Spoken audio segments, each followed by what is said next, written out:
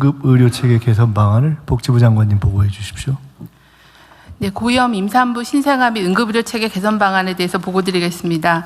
우리나라는 최근 들어서 35세 이상 산모 그리고 쌍둥이 등 고위험 분만과 신생아 비중이 눈에 띄게 증가하고 있습니다.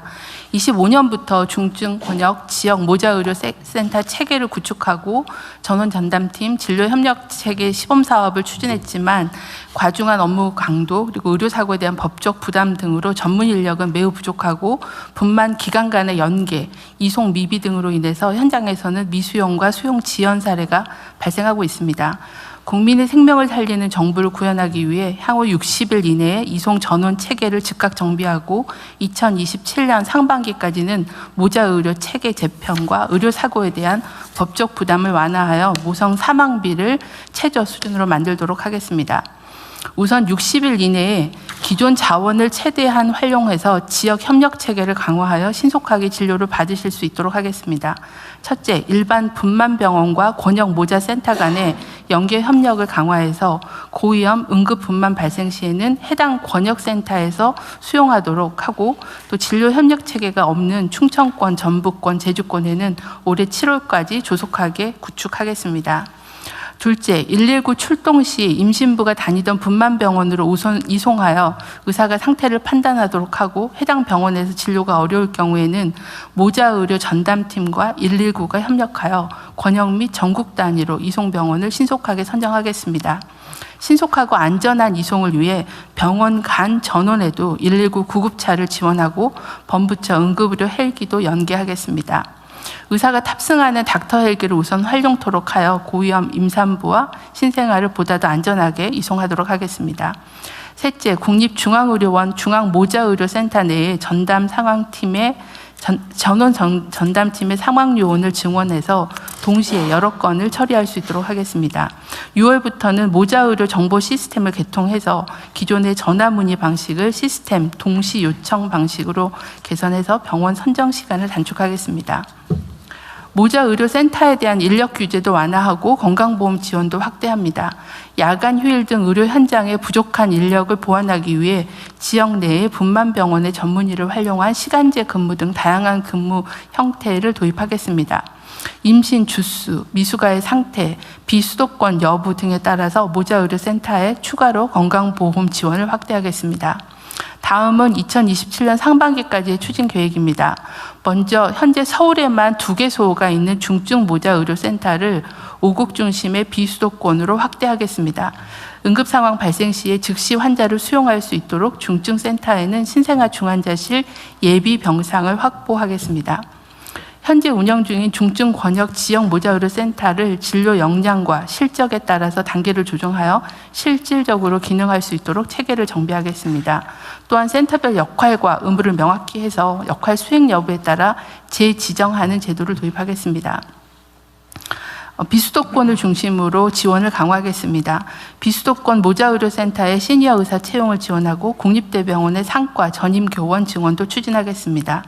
건강보험을 통해 성과 기반 보상도 비수도권부터 단계적으로 도입하고 운영비도 확대해 나가겠습니다. 필수 의료 분야 의료진이 안심하고 진료할 수 있도록 의료사고 부담을 완화하겠습니다.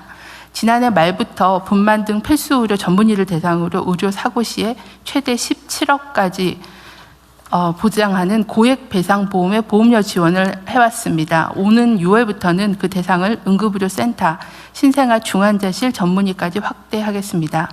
또한 불가항력적인 분만 사고에 대한 국가 보상 대상을 산모 사망뿐만 아니라 산모의 중증 장애까지 확대하겠습니다. 지난 4월 개정된 의료분쟁 조정법 시행을 차질 없이 준비하여 분만, 응급 등 고위험 필수 의료 행위 의료 사고에 대해서는 수사나 형사 기소에 대한 부담을 경감하겠습니다. 법 시행 전이라도 개선된 수사 절차를 현장에 먼저 적용할 수 있도록 법무부, 경찰청과 긴밀히 협조하겠습니다. 마지막으로 응급의료 이송 체계입니다. 올해 호남권에서 실시 중인 이송체계 혁신 시범 사업의 4월까지의 실적을 살펴본 결과 하루 평균 체중증 환자의 사망자 수는 감소하고 권역 응급의료 센터가 중증 환자를 수용하는 건수를 증가하는 등 미수용 문제를 완화하는 데 효과가 있는 것으로 판단하고 있습니다. 전국적으로 지역별 이송 지침을 신속히 정비하고 이송 체계 혁신을 하겠습니다. 제도의 안정적 시행을 뒷받침하기 위해서 응급의료법 개정도 9월 내에 완료하겠습니다. 아울러 응급의료기관 지정 기준을 개편해서 권역응급의료센터, 지역응급의료센터에 심근경색증, 외상 등 중증 응급질환 치료 역량을 높이겠습니다. 국민의 생명을 지키기 위해 대책을 차질 없이 준비하고 속도감 있게 시행하겠습니다. 관련 부처의 적극적인 협조를 부탁드리겠습니다. 이상으로 보고를 마치겠습니다. 응급의료법 개정을 해보겠다고 했는데 뭘 하려고 응급의료법을 개정해요? 좀 전반적인 개정인데요. 지금 시범 사업하고 있는 이송 전원 체계를 정비하는 내용이 주된 내용이고요.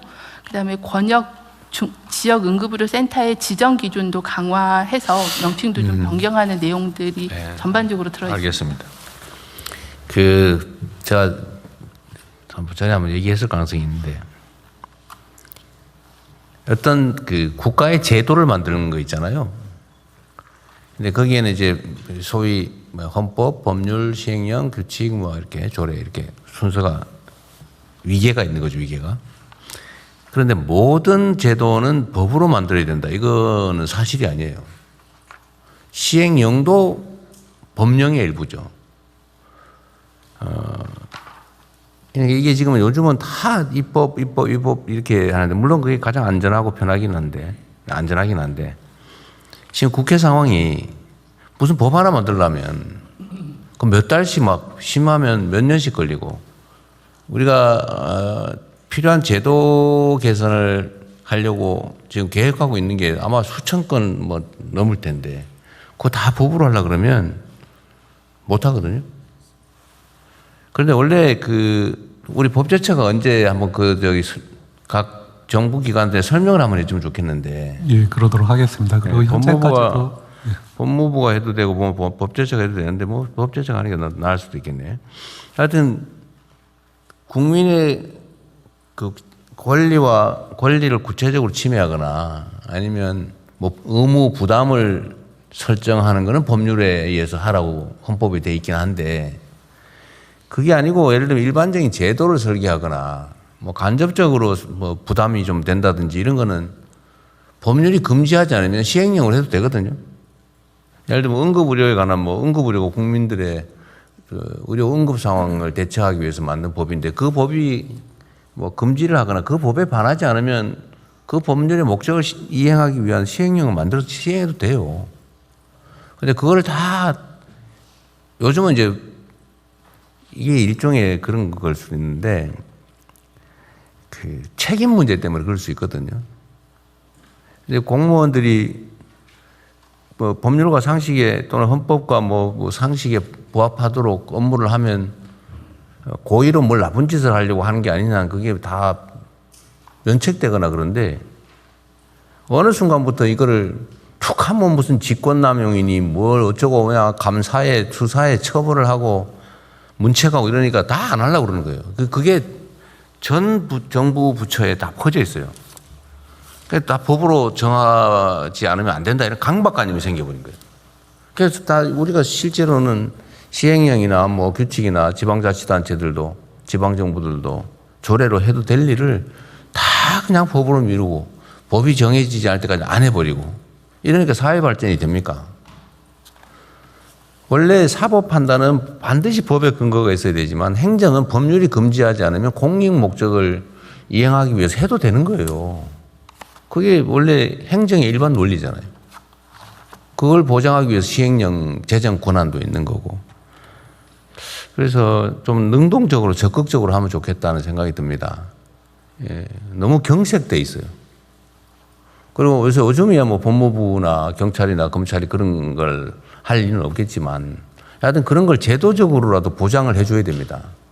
소위 이때까지는 적극 행정 안 한다고 적극 행정을 어떻게든지 하게 하려고 온갖 제도도 만들고 했는데, 어느 순간부터 전에 없던 일만 하면 툭 하면 뭔 죄 된다고 걸어가지고 수사하고 감사하고 그러니까 누가 하려고 그래요? 일 안 하는 게 능사죠. 일 안 하고 줄 대고. 열심히 일해서 성과 낸 공직자들이 평가받아야 되는데, 열심히 하려고 그러면 꼭 무슨 감사하니 직권남용이라 그러고, 일만 시키면 직권남용이래요 도대체. 이래가지고 뭔 일을 하겠어요. 어쨌든 우리라도 좀 벗어나기로 하고, 하여튼 내가 이거 뭐 복지부한테 뭐라 그러는 건 전혀 아닙니다. 평소에 내가 생각하던 건데, 하여튼 입법이 너무 많아요. 그 한번 법률 만들면 그렇게 어렵고 또 바꿀래 해도 그렇게 어려운데 그걸 다 법으로 해놓으면 어떡하자는 거예요. 그래서 꼭 법으로 해야 되는 게 아니면 가능한 범위 내에서는 좀 시행령이나 아니면 업무 지침이나, 옛날엔 다 업무 지침으로 했어요. 요즘 법이 너무 많아서 그렇지만 옛날에 특별히 문제되지 않은 것 같으면 다 무슨 그냥 각 부처의 장관 지침이나 아니면 뭐 시행 지침이나 이런 걸로 했죠. 근데 그것도 좀 부담스러우면 아예 시행령이든 각 부 규칙이든 이런 걸로 하세요. 너무 시간 많이 걸립니다. 이 역량 소모예요. 그리고 법전이 너무 두꺼워지고 있어요.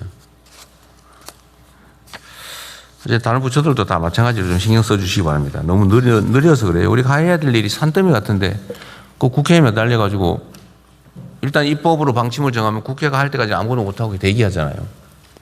국회에 지금 쌓여있는 법안이 몇 개인데 아마 우리가 기획하는 바대로 계획이나 변화를 만들어내려고 하고 또 그걸 지금까지 했던 방식으로 입법으로 다 처리하고 지금 현재 국회가 현재의 모습을 계속 유지 안 하면 일 못합니다. 수없이 해야 될 일이 얼마나 많은데 그거 언제 하겠어요. 각별히 유념해 주시기 바랍니다.